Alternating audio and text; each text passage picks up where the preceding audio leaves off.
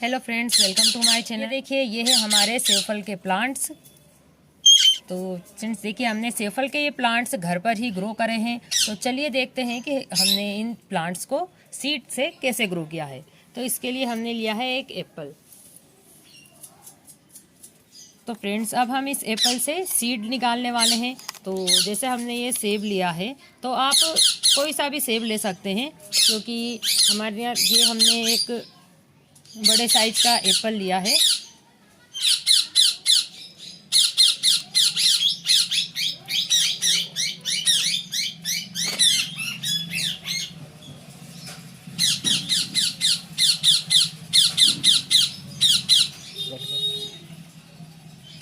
किसी किसी सेब में ज़्यादा सीड्स होते हैं और किसी में काफ़ी कम सीड होते हैं।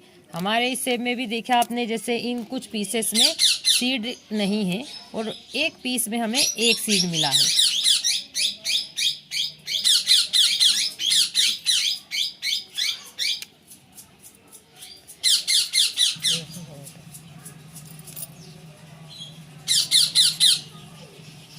तो फ्रेंड, यहाँ पर हमें एक एप्पल में से एक ही सीड मिला है।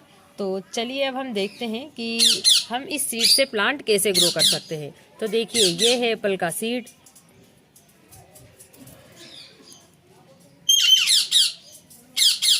तो फ्रेंड्स, इस छोटे सीड को हमें ग्रो करना है, तो उसके लिए हम इसको पानी में गला देना है। और पानी में गलाने के बाद इसे करीब 3-4 दिन तक हमें इसे पानी में रहने देना है। इसे आप ऐसी जगह पर रख सकते हैं, वहाँ पर जैसे ये हम घर में ही रखना है। मतलब कहीं आपको आउटडोर, घर से बाहर इसे रखने की ज़रूरत नहीं है। घर में ही हम किसी अलमारी में या किसी एक साइड ऐसा रख देना है, ताकि ये पानी नहीं गिरे इसका, और सेवफल के सीड उसमें आसानी से इसमें फूल जाए। तो करीब 3-4 दिनों के बाद हमें इसे एप्पल के सीड को निकालना है। तो फ्रेंड्स देखिए, 3 से 4 दिन में हमारे ये सेव फल का सीड फूल जाएगा। इसे हम निकाल लेंगे।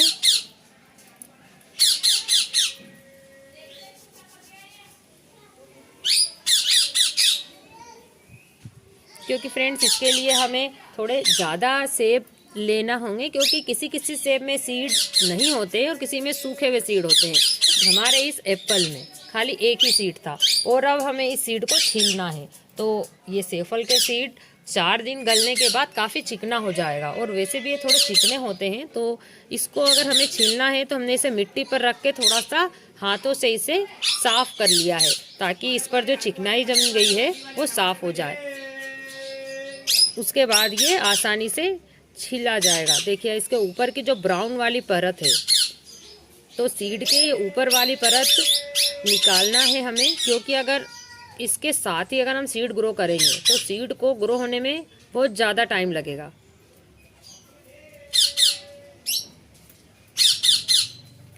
इस तरह से देखिए, एक पतली परत हमें इस सीड के ऊपर की ये पतली परत निकाल दे रहा है। और ये हमें बहुत ही सावधानी से करना है, क्योंकि हमारा सीड जो है वो अंदर से डैमेज ना हो, क्योंकि सीड डैमेज हो जाएगा तो फिर वो ग्रो नहीं होगा।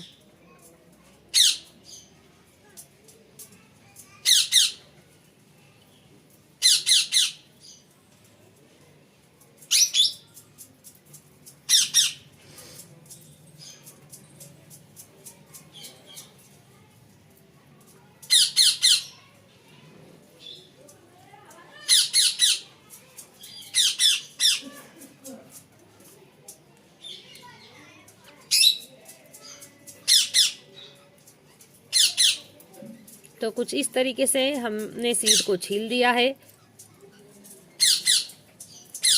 तो ये देखिए फ्रेंड, इस तरीके से हमें ये थोड़ा वाइट जैसा और हल्का ब्राउनिश लिए हुए ये हमारा सेवफल का सीड है। और अब हम इसे ग्रो करने वाले हैं। तो इसे ग्रो करने के लिए हमें इस तरह के छोटे कप्स में इसे लगाना है। सीड्स को लगाने के लिए हमने छोटा कप यूज़ करा है, क्योंकि अगर हमारे सीड इसमें ग्रो हो जाते हैं तो हम उसे रिपोर्ट करेंगे, तो बहुत ही आसानी से हम इसमें से सीड्स को रिपोर्ट कर पाएंगे। क्योंकि हमारे प्लांट्स काफ़ी छोटे होते हैं, और अगर हम उसे ऐसे खींच के निकाल के अगर लगाएंगे तो पौधा हमारा ख़राब होने के चांस होते हैं। तो देखिए, ये हमारा सीड है और हमने इस कप में मिट्टी मिट्टी भरी हुई है और अब हम इसमें सीड लगाने वाले हैं। तो इस तरीके से लकड़ी से हमने मिट्टी को हटा करके ये सीड को इसमें डाल दिया है।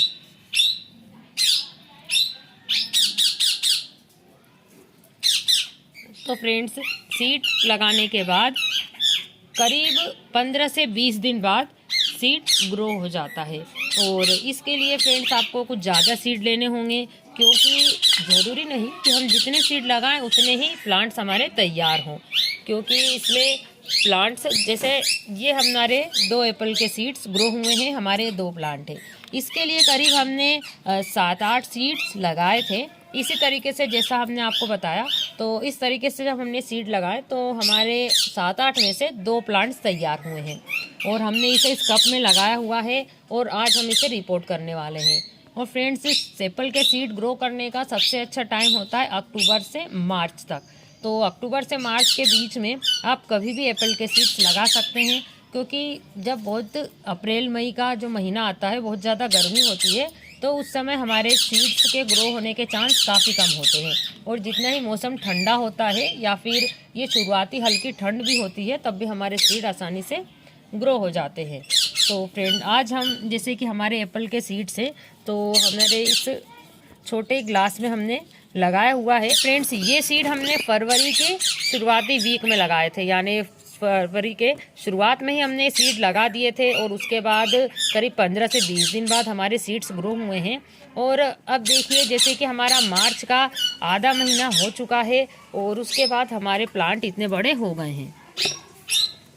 देखिए फ्रेंड, इस तरीके से हमारे प्लांट इतने बड़े हो गए हैं और इस छोटे से कप में हैं।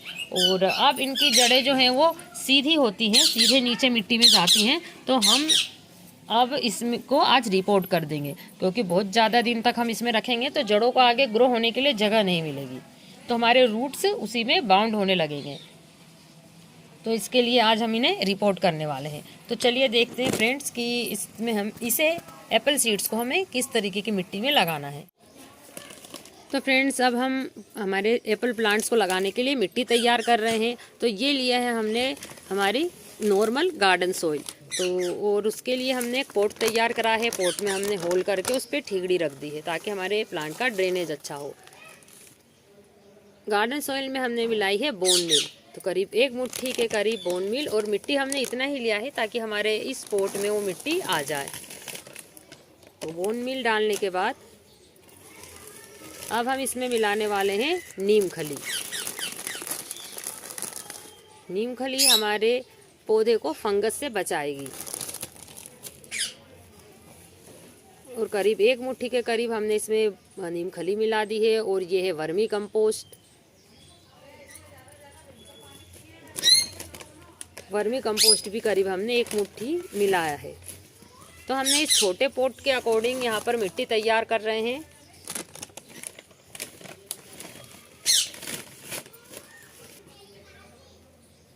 अभी हमने इसमें खाद ज़्यादा नहीं दे रहे हैं, क्योंकि हमारे पौधा भी बहुत छोटा है, तो हम इसीलिए उसमें ज़्यादा खाद नहीं देंगे। और जो भी हमें खाद देना है वो हमने इस मिट्टी में मिला दिए हैं। और उसके बाद हम डायरेक्ट हमारे पौधे में कोई सी भी खाद हमें नहीं देना है। अब करीब 2-3 महीने तक हमें हमारे पौधे में किसी भी तरीके की कोई खाद देने की ज़रूरत नहीं है।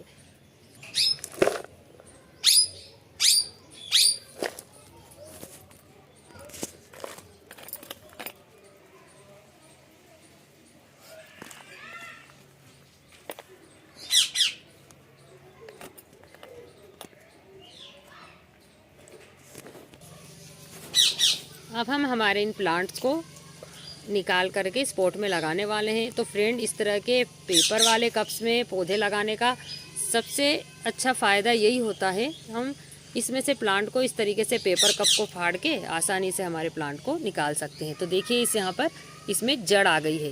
तो हमारे कप में पूरी जड़ कंप्लीट हो गई थी। तो अब हम इसको लगाने वाले हैं। देखिए फ्रेंड, इस तरह से वाइट वाइट हमारे सेब के प्लांट की जड़ है।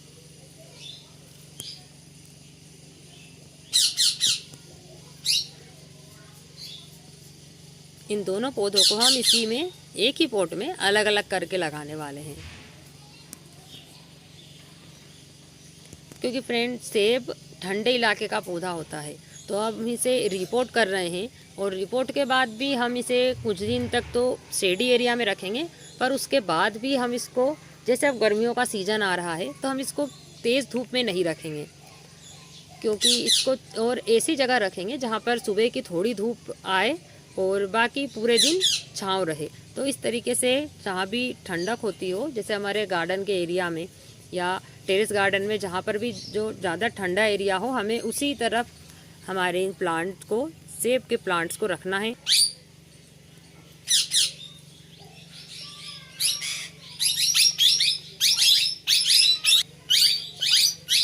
तो इस तरीके से हमने दोनों ही प्लांट्स को लगा दिया है और आप देखिए कि एप्पल के सीड्स के लीव्स कैसे होते हैं। तो इस तरीके से कुछ एप्पल के पत्तियां होती हैं।